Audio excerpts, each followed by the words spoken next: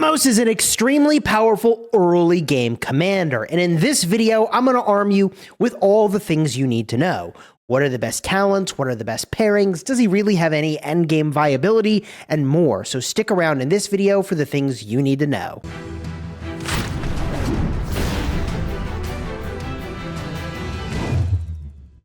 Hello my friends and welcome back. I'm Chisgule Gaming, and today's video is sponsored by the makers of Rise of Kingdoms. And I want to give you everything you need to know about Thutmose in this video. He was actually added to the game many years after the original release of Rise of Kingdoms, and I realized I don't have a dedicated guide about Thutmose. This was way overdue. Now, you can use the timestamps in the description of this video to navigate to any one portion that you're most interested in. So please do that if you want to jump ahead, for example, to talents or pairings. But the first thing I want to do is talk about his overall viability and value. And I'll say, slam dunk, no questions asked. In the early game, he is very strong. The primary reason that he has relevance in the early game in Rise of Kingdoms is that he's actually got a lot of really valuable passive skills. His active skill is fine, and we can review these very quickly. Thutmose active skill hits 3 targets, 1000 damage factor, and that damage does diminish by 15% for each additional target. In addition, you reduce the healing of the current target by 30% for 5 seconds. So for the main thing you are targeting, you will reduce that healing for the 5-second window. Now, that healing reduction has more relevance in the early game than in the late game, quite frankly. There's not that much relevance for healing reduction. So this is a big part of the reason that he is going to fall off in the late game, but he's great in the early game. Just to give you some perspective as to what an end game commander can do, we could look at Chisgule. He hits 5 targets, 2000 damage factor. Oh, and it's a circle AoE. Oh, and it also makes those targets deal 15% less damage for 3 seconds.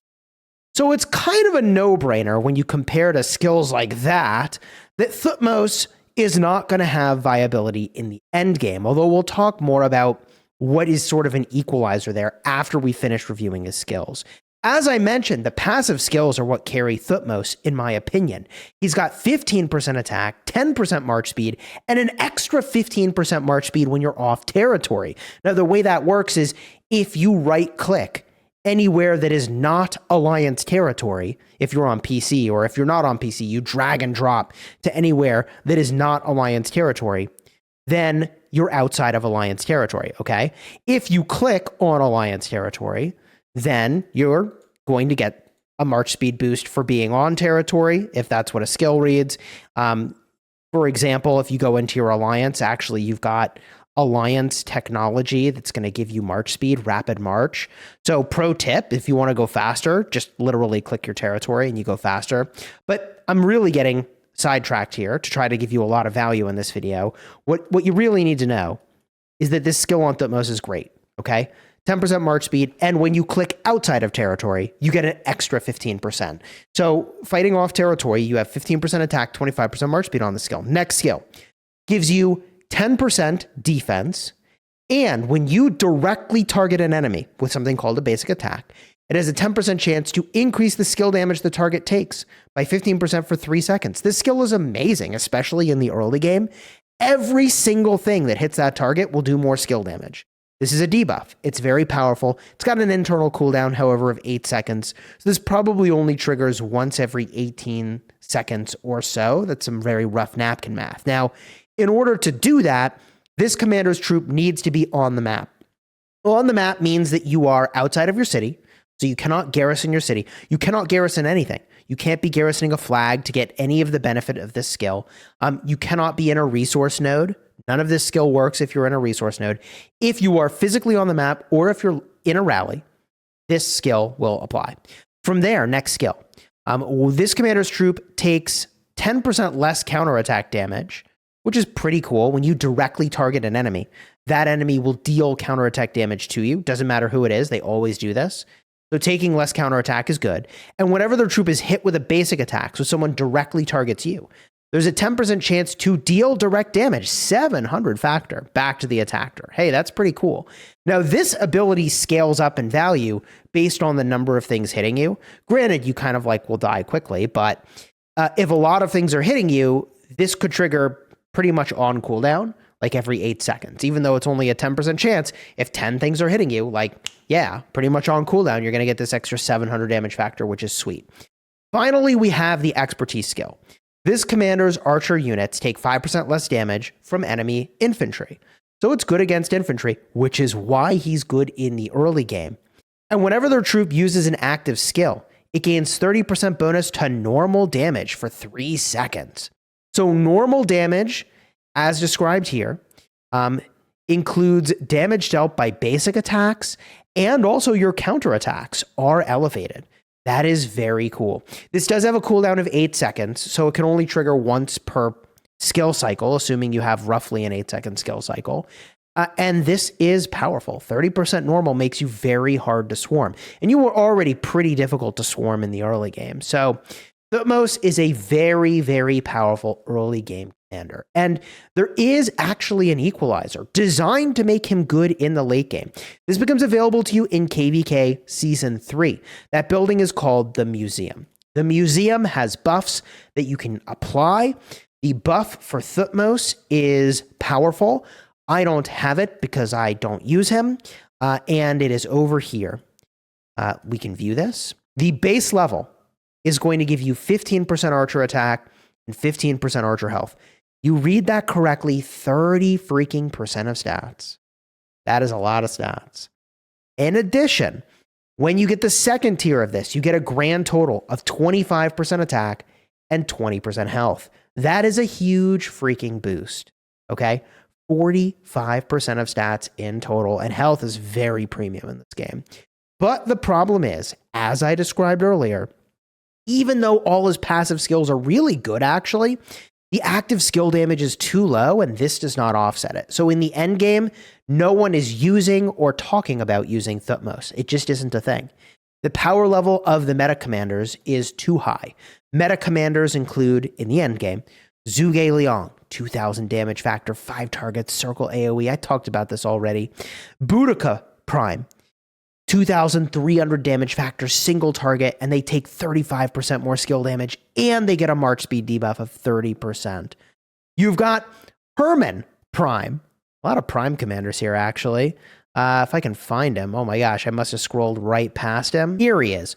Herman Prime is doing 3 targets, 2,000 damage factor, and inflicting poison, so they all take more skill damage. This is actually a pretty complicated commander and his effectiveness. You've got Ashurbanipal, okay? Just for perspective on endgame commanders and why. Like, Thutmose isn't going to hang. He hits 5 targets. He does 1,500 damage factor and an extra 1,000 to your main target.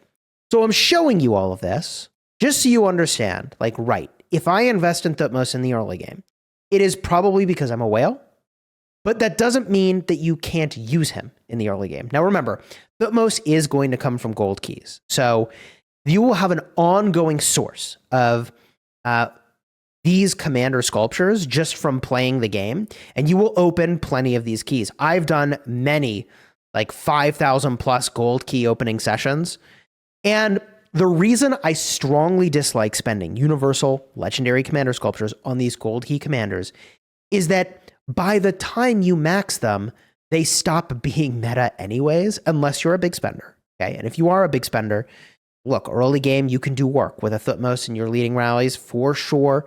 Very powerful, not questioning it. But for your average free-to-play low spender, if you put gold sculptures, you know, your universal legendary commander sculptures into these commanders, you will have the following problem, which is that any excess sculptures you get after you max them are completely wasted. So I've shown this like many times in my videos. You may have seen this before. Like, I have 916 Caesar, 808 extra Freddies, 1,773 double C. That's the first commander I maxed in the game. 952 Mehmed, all right? I probably do not have many Thutmose, 76. because he came out later than all these other commanders. Now, with all that said, that doesn't mean you can't use Thutmose either as a secondary or primary commander as you're opening your gold keys and you're working on him free to play, or if you put a small number of sculptures into him to get him to a better place. Would I recommend that you do that? No. Would I understand if you wanted to do it and did it? Yes, I would. Okay. So if you are going to use Thutmose, what talents should you use if you're going to use him as the primary commander? To show you this, I'm going to show you another commander I took to level 60 that is the archer and support trees. He's also got the versatility tree, which is honestly pretty worthless. So I'm going to flip over to my archers, and I've got many good options here. Let's get a look at Herman Prime. Archer, versatility, support. Oh, that's the exact same combination. And I haven't made my build. Well, great. Let's go do that right now. So the first thing you're going to do if you make a build on this talent combination is you're going to get Rejuvenate. And you're only going to put 2 points into Rejuvenate. Now, this is a really nuanced topic, okay? The reason you do this is because there is a secret rage limit in the game. The limit is 220 rage per turn or per second.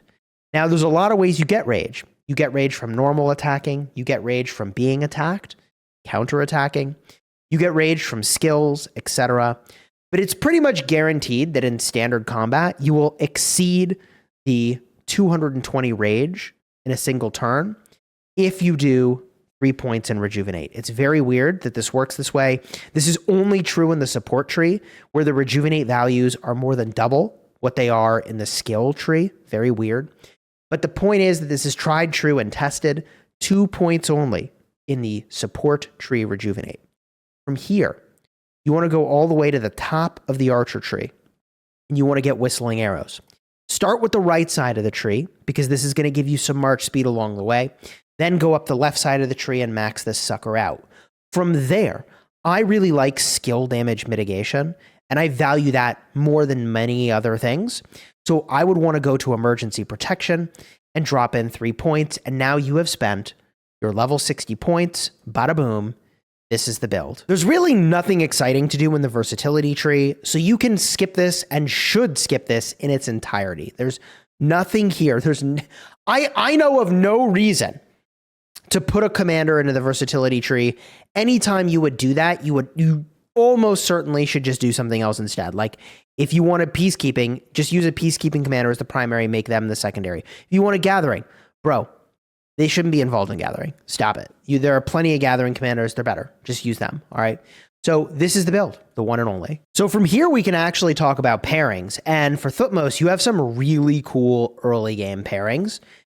We're going to talk about the legendaries initially that you get at the start of the game. And obviously, Thutmose with El Cid is going to be powerful. El Cid doesn't do a ton of skill damage, but he does have a lot of march speed. The Thutmose El Cid combo is going to be flying on the field, and preferably Thutmose would be the primary commander. The more likely commander you'll be working on is Esong, and Thutmose primary with Esong secondary, or if you had to, you could do it the other way around, is just gonna be really powerful. It's a solid amount of skill damage, and Esong really needed that march speed, okay? He really needs it.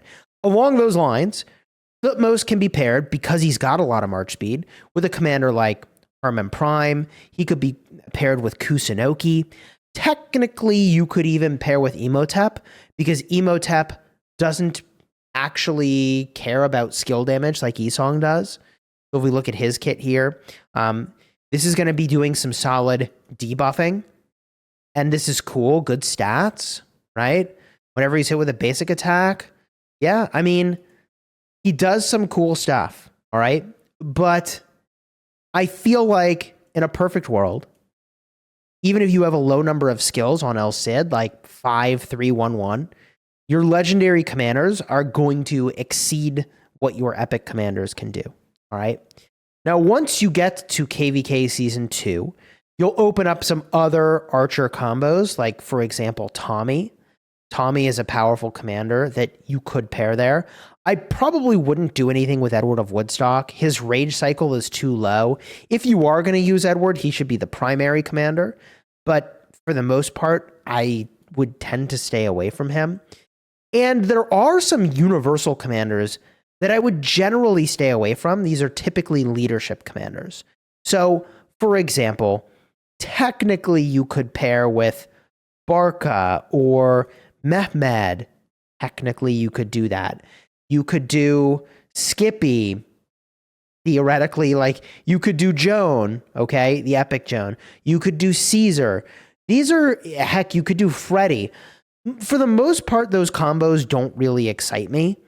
I would steer you in the direction of sticking with like the pure archer combination rather than going the route of one of these leadership commanders. And the short explanation of that is that many of these leadership commanders are amplifiers. They amplify what another commander is doing, but you need them to be the primary for that to really work out. And at this moment in time, open field leadership gear is not a thing. You do not want it unless you have the legendary leadership gear. But you for the most part aren't interested in that. So the short version is I don't like these leadership commanders as primary for a Thutmose pairing. All right. And then, as I was mentioning, once you get to the end game, no one is really talking about using Thutmose. Not really. No one is even really using Thutmose. I already shared with you at the time of this recording 4 meta commanders. And there are many other very good archer commanders, by the way, that I would use before I would consider Thutmose, which means that Thutmose probably sits on the bench in the end game. And the value you get from Thutmose in the end game is being able to use these skills in special KVK formats where you can take skills from one commander and put them onto another march. Then it's really valuable. And that's the reason why I have Thutmose maxed, is that like there are many versions of KVK, Heroic Anthem to name one. There's Orleans KVK with auxiliary skills. There are different KVK types where like you have the option of taking this skill and putting on another commander. That is so cool. And it makes a lot of sense that like, yeah, his active skill is not good, but all of these other passives are actually very strong. Very, very strong. So that puts Thutmose in kind of a weird and unfortunate position. Now, with that said, if you are building an archer commander in the early game, you have several cool equipment options. And the late game, I mean, look, you've got some really wicked stuff with KVK pieces and set pieces. And like, I generally would say this is a great game plan for an end game archer set. It's the 6-piece legendary set, Ring and Horn, but we're talking early game players here. And if you're in the early game, for your archer equipment, allow me to make just a few recommendations for each slot, okay? For your boots, it's very obvious. You can start out with the sturdy boots. You might graduate up to the edged boots, and eventually you make your way to the flame treads. And these have health. Health is a preferred stat for many reasons. You make these and you'll stick with these for a very, very, very, very long time. For the weapon, you ultimately need to quickly make a Staff of the Lost. You don't really have an option here at a lower tier of rarity. So Staff of the Lost is your game plan. From there, you upgrade to a Golden Age, and you can stick with this for a long time. Now, for your armor, your early to mid-game goal is very easy. It's just to make the 4-piece set bonus. That's the Revival set. You've got Revival helmet, you've got the chest, you've got the gloves, you've got the legs. That is your goal. But before you get there, you can start with the green helmet. That gives you archer defense and is very solid. From there, you'll need to upgrade to the epic tier to get your next jump. At the green tier, I believe you start, gray tier. You can make chainmail, very cheap, very fast, but you'll upgrade to commander's heavy armor. And then eventually you lock in revival plate, talent that for archers, GG easy. For your gloves, crazy good option here with leather gloves. Health is very, very good. You can, if you want, upgrade to Saint Song at blue, but then you'll get to Revival as the final or 4th piece of the Revival set that you'll prioritize. And this will give you archer attack, and you're building these set bonuses over here. Your legs, you've got not really a great option until you get to blue, 6% defense. From there, Revival is where it's at.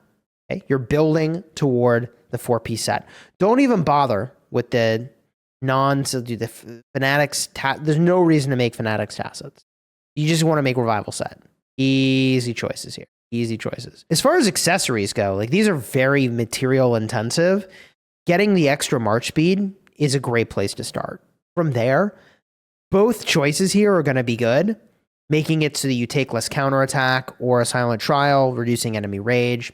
Really fantastic early game choices, but very material heavy. All right. Now, from here, we can talk about one final thing, which is, hey, eventually I'm going to unlock a formation on this commander. What formation should I use? Well, in my opinion, the formation you'll use would be the same as really any commander that I would actually for any archer commander just about. I was thinking about it. I was like, at the time of this recording, every archer wants the wedge formation. You could make a justification for arch, which boosts your normal attack damage. But I think the skill damage boost is like what archers are all about. You can really see it in what the skills are doing. I mean, Thutmose has 2 skills that are doing skill damage, the 4th skill and the active skill. You've got Esong, big fat AoE damage on the active skill, and he boosts skill damage on the 4th skill. You've got El Cid. He's got an active skill that does skill damage, and his 2nd skill does instant proc skill damage. Wedge formation gives you that extra skill damage, and ideally you just try to get as many stats as you can here, and you go for boosted all damage pretty much anywhere you can get it, in whatever form you can find it easily, all right? Now, I think that covers the overwhelming majority of stuff you need to know about Thutmose. He is an early game powerhouse that tragically falls off. You won't see him in Canyon. You won't really see him in the field. You won't really see him anywhere in the end game. And like, it is what it is. He needs more active skill damage. But the value of having skills on your Thutmose is ultimately going to be using them as auxiliary skills in the end game. So you can enjoy them in the early game, and then in the late game, you can do something kind of fancy, which is that if you end up in a KVK where, let's say, this skill is a support skill you could use, but you only have 10, let's call it actually, well, sure, 10 skill ups on this commander, right? You haven't maxed him. So, the first 2 skills are 5, and the 3rd skill is, let's say, 3, all right? You can use a skill reset on that commander, and you can try to gamble to get the skill points to go where you want.